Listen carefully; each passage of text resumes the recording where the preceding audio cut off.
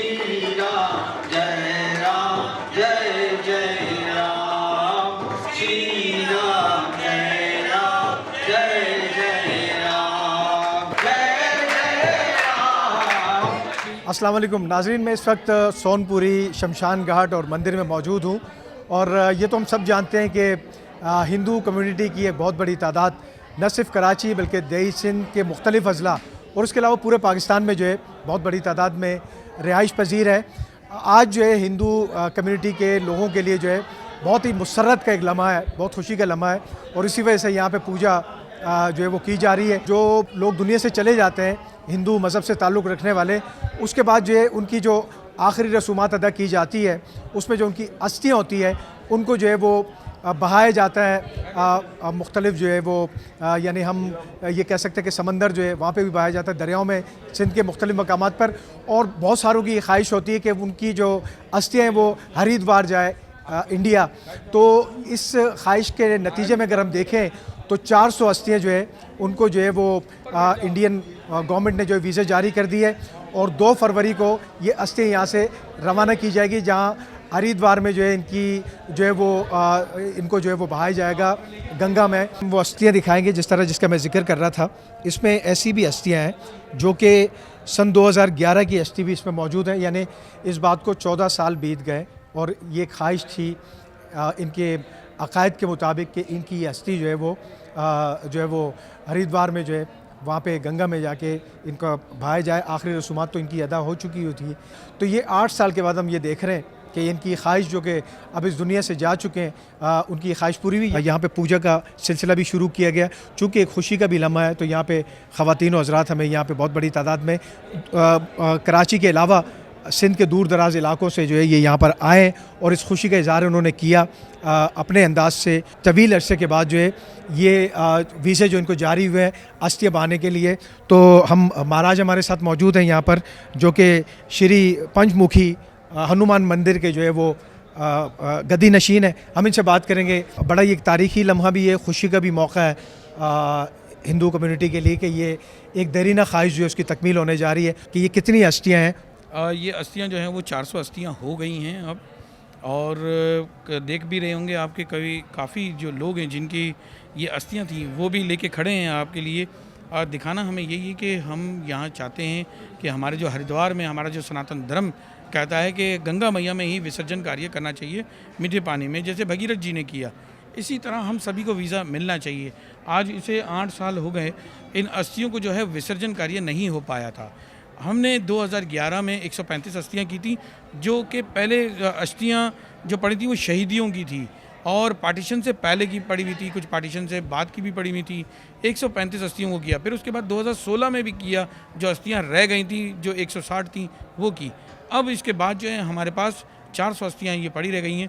इन अस्थियों का विसर्जन कर रहे हैं। हम इनको सबको कहते रहते हैं कि जिस किसी को भी जो अस्थियाँ नहीं कर सकता है, कोई फाइनेंशियली प्रॉब्लम है, किसी के साथ वीज़ा का प्रॉब्लम है, कुछ और भी मसले मसाइल हैं, तो वो नहीं कर सकता, तो वो श्री पंचमुखी हनुमान मंदिर शमशान घाट कमेटी हम सब मिलकर जो है एक मिश्रा परिवार मिलकर जो है इन अस्थियों का विसर्जन कार्य करते हैं।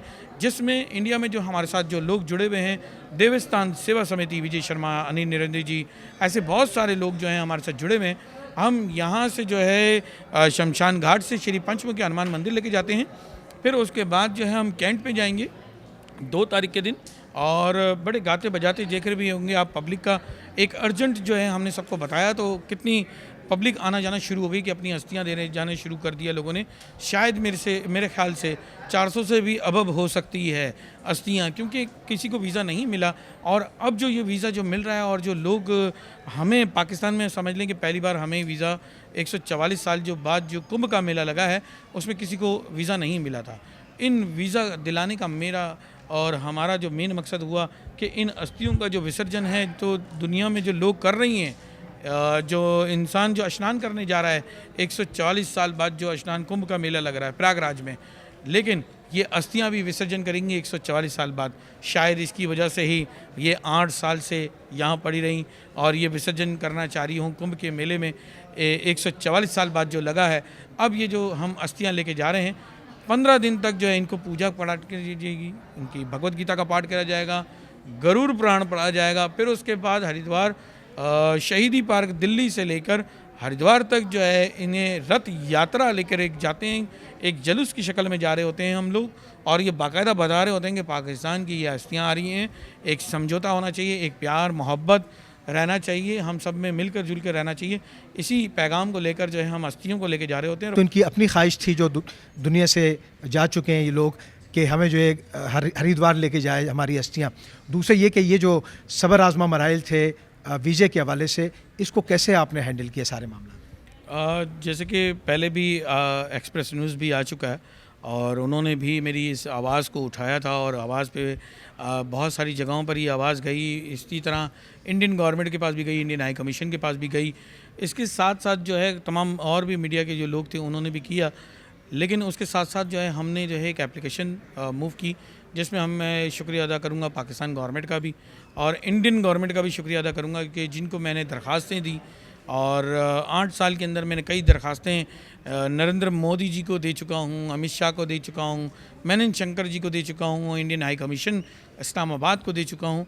उसके बाद जो है ये प्रयागराज में जो 144 साल का जो कुंभ का मेला लगा है, उसमें जो है उन्होंने एक नरमी करी और उन्होंने जो है ये मुझे वीज़ा दिया। मैं बहुत खुशहानी हूँ कि मेरे बच्चे का भी जो कार्य है जो होने जा रहा है जनेऊ का 144 साल के, उसमें जनेऊ होगी और वो जो बच्चा जो मेरा है वो ब्राह्मण कुल के उसके अंदर आएगा और मैं बड़ा भाग्यशाली रहूँगा कि 144 साल वाले के अंदर जो है मैं 400 अस्थियों को जो है विसर्जन करूँगा। 2 फरवरी को कैंट स्टेशन से वाया ट्रेन जाएंगे, ट्रेन के ज़रिए जाएंगे, वहाँ जब वाघा पहुँचेंगे, अपने लाहौर पहुँचेंगे, उसके बाद वाघा से आगे का जो सफ़र है वो किस कदर क्या मंज़र होता है वो ज़रा अपने लफ्ज़ों में बताइए। अगर आप 2011 में 2016 में अगर जाकर आप देखेंगे हमारे यहाँ तो एक बैंड बाजे की शक्ल होती है। यहाँ कराची में हम जब शमशान घाट से लेके और हमारे श्री पंचमुखी हनुमान मंदिर जो कराची में है सुलझ बाज़ार में, वहाँ पर इनका बड़ा एक भव्य स्वागत हो रहा होता है। हमारे एदी फाउंडेशन की गाड़ियाँ होती हैं, फैसल भाई हमारे साथ होते हैं और पहले जो हैं अब्दुल सत्तार एदी साहब थे वो हमारे साथ जुड़ते थे। अब उनके जो बेटे हैं फैसल एदी वो हमारे साथ यहीं से मोबाइलें होंगी, उनकी एम्बुलेंस होंगी, उन एम्बुलेंसों में इनको रखा जाएगा और फिर कैंट तक पहुंचाया जाएगा। कैंट के बाद जो है हम उसमें लाहौर पहुंचेंगे। लाहौर पे भी फैसल भाई की एदी की फाउंडेशन की गाड़ियां होंगी, उन गाड़ियों में बैठा कर जो है हम इनको अच्छे से रीति अनुसार जो है वो बॉर्डर तक पहुंचेंगे। फिर बॉर्डर के बाद जो है हमारा कस्टम वगैरह सब कुछ हो जाएगा। उसके बाद वहाँ बॉर्डर के पास हम पहुँचेंगे पार, तो वहाँ हमारे साथ जो देवस्थान सेवा समिति है, विजय शर्मा जी, अनिल निरंजन जी और देवस्थान सेवा समिति, और वहाँ पे जो हमारा मिश्रा परिवार है वो हमारा स्वागत के लिए खड़ा होगा और इनको वही धर्म अनुसार रीति अनुसार बैंड बाजों के साथ उनका स्वागत होगा। फिर इनको जो है हम ले जा कर के दिल्ली में जो निगम घाट है 15 दिन वहाँ इनकी पूजा पाठ होगी, श्रीमतम भागवत गीता का पाठ किया जाएगा, गरुड़ पुराण सुनाया जाएगा, धर्म अनुसार जो सनातन धर्म में होता है वही सब कुछ करके फिर शहीदी पार्क से उनको रथ यात्रा पे लेकर बैंड बाजों के साथ ही इनको लेके जाएंगे और तमाम मज़ाहिब के लोग भी हमारे साथ होते हैं। ये बड़ी खुशहाइनी बात होती है। हम हरिद्वार में हर की पौड़ी पर 100 किलो दूध की धारा में जो है इन अस्थियों का जो है वो विसर्जन कर देंगे सनातन धर्म के हिसाब से। तो आप इस मौके पे भारत और पाकिस्तान के लिए क्या अच्छा पैगाम देंगे? गो के यहाँ हम देख रहे थे कि पूजा का इंतज़ाम भी, सिलसिला भी जारी था, लोग खुशी का भी, मुसरत का भी इज़हार कर रहे हैं इस मौके के हवाले से, तो क्या पैगाम देंगे दोनों में? कि हरिद्वार में इन अस्थियों को जाने के लिए सभी को वीज़ा दिया जाए और इसमें पाकिस्तान गवर्नमेंट भी इनका साथ दे हमारा, और हमारी इंडियन गवर्नमेंट थोड़ा सा इस पे नज़रसानी करे कि देखे कि इन अस्थियों को विसर्जन करना होता है। हरिद्वार ही एक ऐसा स्थान है हमारे लिए, तमाम सनातन धर्मी के लिए। अब हिंदू में कहीं पे भी हों लोग, कहीं भी कुछ हो, लेकिन उन अस्थियों का जो विसर्जन है वो गंगा मैया में होना है।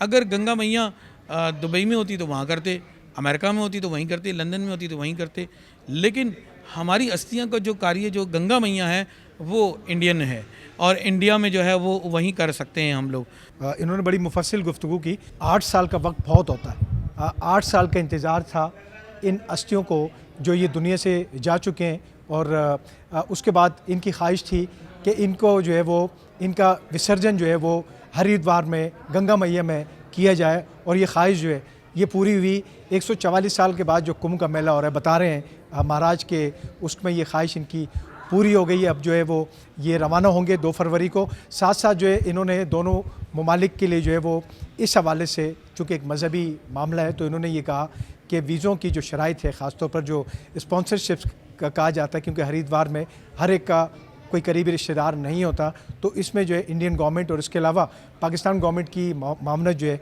वो भी इंतहाई ज़रूरी है, ताकि ये लोग जो है अपने प्यारों की अस्थियों को जो है वो गंगा मैया में बहाने के लिए जो है वो बहुत आसान तरीक़े से जो है वो बासहल सफ़र करके जो है वो जा सकें।